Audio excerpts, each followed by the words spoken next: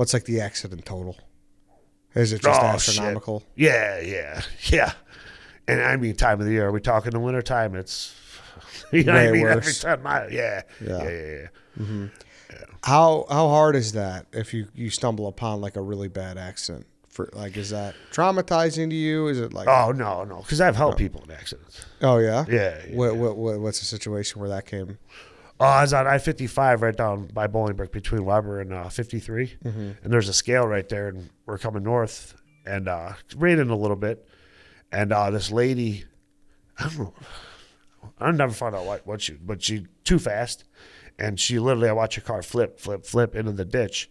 And the ditch, because it was raining, had water built up in it, so she was upside down, and literally the top of her head, like the crown of her head's in the water.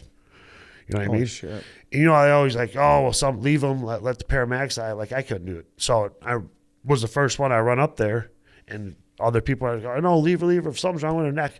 Well, she's going to drown if we don't help her. Because her head, it's raining, the water's building up. If we don't help her, you know what I mean?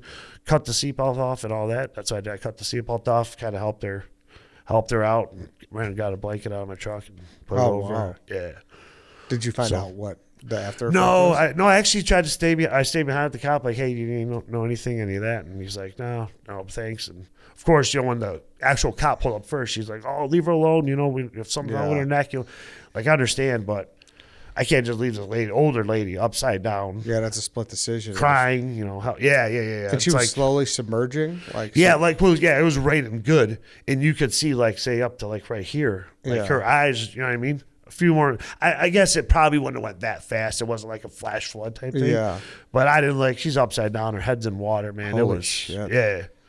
So any like super bad like accidents or like obviously that's horrible, but like anything like that's got to be. I would have just imagined it'd be tough, like when you see people getting covered up with blankets and whatnot. Yeah, that doesn't. I guess that by now doesn't. You just kind of. You see it all the time, especially like motorcycles. Last summer, I seen the motorcycle pass. You know what I mean? And went to my delivery, got back on, and there's a thing, and there's a sheet over it. I don't know if it's the same guy, but this one was flying. Really? Yeah, seen like a leg laying out there or something.